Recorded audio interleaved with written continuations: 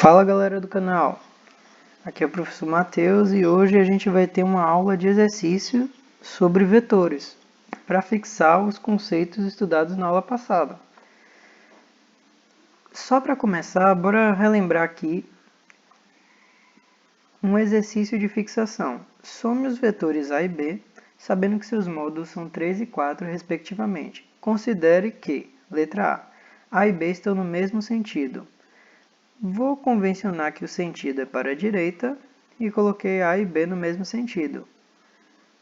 Quando os dois estão no mesmo sentido, nós conservamos o sentido para a direita e somamos seus módulos. Por isso que a soma deu 7. Na letra B ele pede A e B estão em sentidos contrários. Na letra B eu botei o A para a direita e o B para a esquerda. Quando os sentidos são contrários, nós conservamos o sentido do maior, o maior aqui é o B, ele aponta para a esquerda, então meu resultado tem que apontar para a esquerda, e o seu módulo será a subtração dos dois. Na letra C, está pedindo que A e B estão perpendiculares. Lembrando que perpendiculares é formando o ângulo de 90 graus entre si. Como na situação aqui, ó, eu coloquei o B na vertical e o A na horizontal. Então, eles formam um ângulo de 90 graus entre si, porque faz o L, forma um L. Para fazer essa soma, utilizamos o Teorema de Pitágoras. E para desenhar a soma, eu junto a origem do B com a extremidade do A e ligo a origem do primeiro com a extremidade do segundo. Para descobrir esse sentido mais rapidamente, eu posso fazer o seguinte. Se eu sei que o A aponta para leste e o B aponta para norte, então a soma entre eles será o sentido que está entre os dois, ou seja, a soma aponta para nordeste. Como vocês podem ver, o S aponta para nordeste.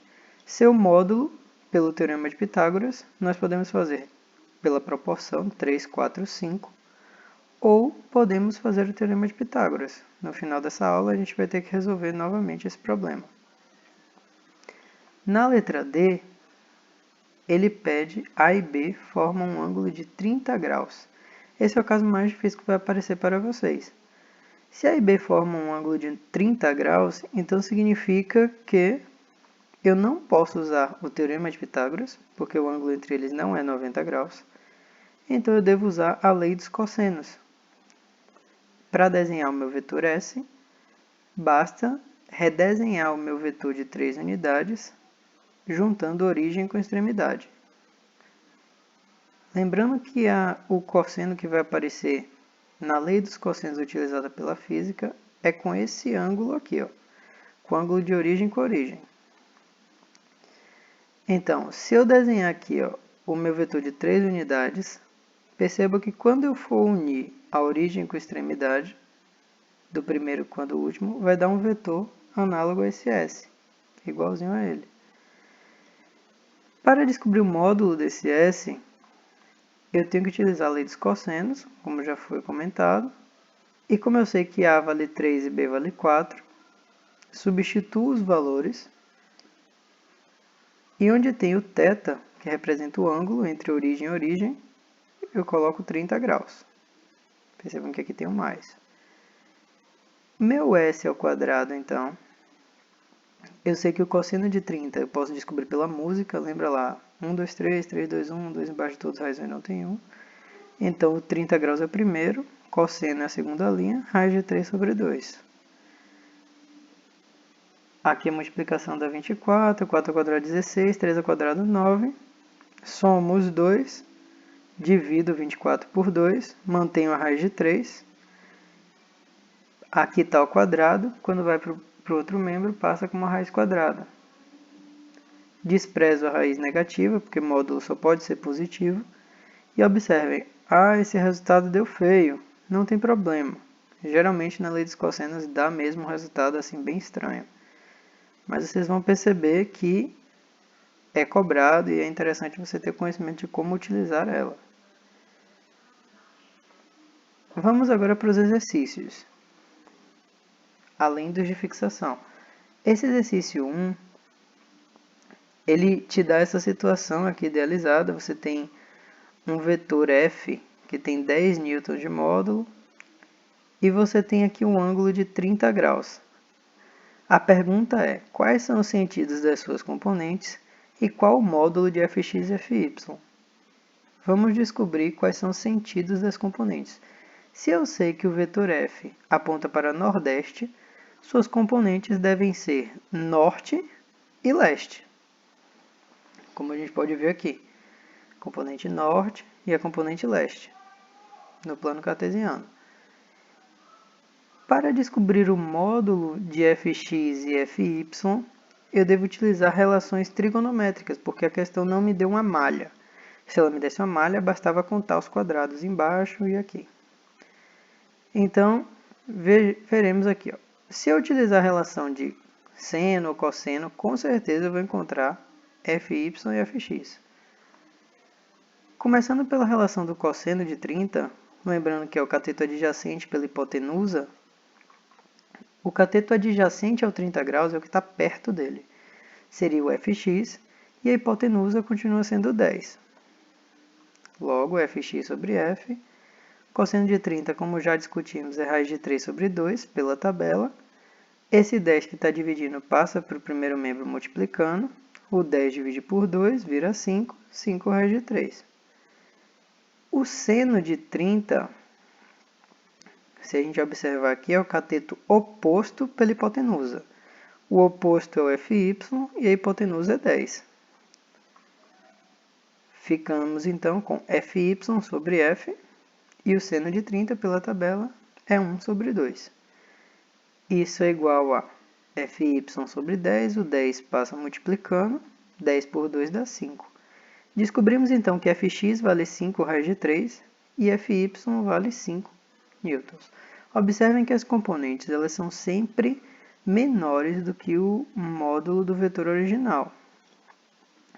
O vetor original ele tem 10 newtons. 5 raiz de 3 e 5 são menores do que 10.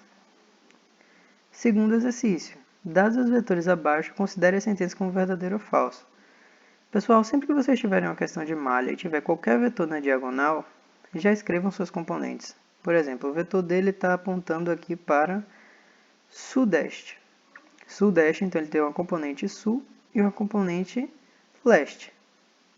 Se você contar os quadradinhos, tem 3 quadradinhos aqui para leste e 3 quadradinhos para sul. Quando eu escrevo essas componentes em vermelho, é como se esse vetor D deixasse de existir e eu tivesse essas duas componentes como representantes desse vetor em azul.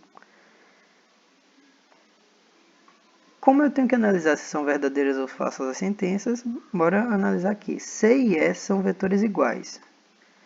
C e E, eles têm mesmo módulo, 5, 5, mesma direção, horizontal, porém eles têm sentidos diferentes. Enquanto E está para a direita, C está para a esquerda, logo eles não são iguais. Para serem iguais, eles precisam ter as 3 características iguais. B. C e E possuem direções opostas. C e E possuem direções opostas? Espera aí. Direções opostas? Como dois vetores podem ter direções opostas? Direções é vertical, horizontal e diagonal. Então, a gente não tem como convencionar qual é o oposto de qual, porque tem 3. Então, essa está totalmente errada. Então, a A está falsa, a B também está falsa. Letra C. C e E são vetores opostos. Ser oposto é ter sentidos opostos. E foi exatamente o que a gente verificou. C e E têm tudo igual, só que eles têm sentidos opostos. Então, eles são opostos. D. A e C são vetores iguais. Vamos verificar se A e C são vetores iguais. A e C têm o mesmo módulo. A e C têm direções diferentes. A direção de A é vertical e a direção de C é horizontal. Logo, eles não são iguais. Letra E. A e E possuem módulos distintos. O A ele tem um módulo de 5 E o E tem um módulo de 5, logo eles têm o mesmo módulo, essa alternativa é falsa. Portanto, a única que é verdadeira é a letra C. C e E são vetores opostos, porque possuem sentidos opostos. Exercício 3. Some os vetores em azul e encontre o módulo e o sentido do vetor resultante. Vetor resultante significa a soma de todos os vetores da malha. Vamos observar aqui. Já tem um cara na diagonal. Primeiro passo. Pega esse vetor na diagonal e transforme nas suas componentes. Eu sei que esse vetor em azul, esse que está na diagonal, ele aponta para sudoeste. Então, ele vai ter uma componente sul e uma componente oeste. Contando os quadradinhos, 4 para oeste, 3 para sul. Quando eu escrevo esses vetores em vermelho, é como se esse em azul, que está na diagonal, deixasse de existir. Lembre que as componentes de um vetor e o vetor original nunca podem existir juntos. Fazendo agora a nossa soma, para encontrar o vetor resultante, eu aconselho a vocês que primeiro somem todos os vetores na horizontal, depois todos os vetores na vertical. Somando todos na horizontal, eu tenho 8 para a direita, somado com 4 para a esquerda. Conservo o sentido do maior, então para a direita, e subtraio o maior pelo menor, dá 4. E na vertical, eu tenho 6 para cima e 3 para baixo. Conservo o sentido do maior para cima e subtraio o maior menos o menor, 3. Após fazer isso, a gente tem que desenhar o nosso resultado, encontrar o que e juntar a origem com a extremidade dos meus vetores. Então, eu juntei a origem do meu 4 para a direita, a extremidade do meu 4 para a direita, com a origem do meu 3 para cima.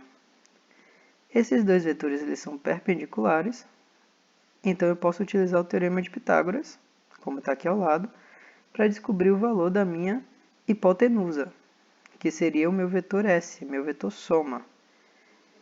Então, eu tenho aqui um vetor leste somado com um vetor para norte. Leste mais norte, nordeste. Encontrei o sentido do meu vetor, assim como o seu módulo. Lembrando que eu não precisava fazer essa conta aqui, bastava eu lembrar da proporção do triângulo 3, 4, 5. É isso aí, galera. Isso é tudo por hoje. E valeu! Falou!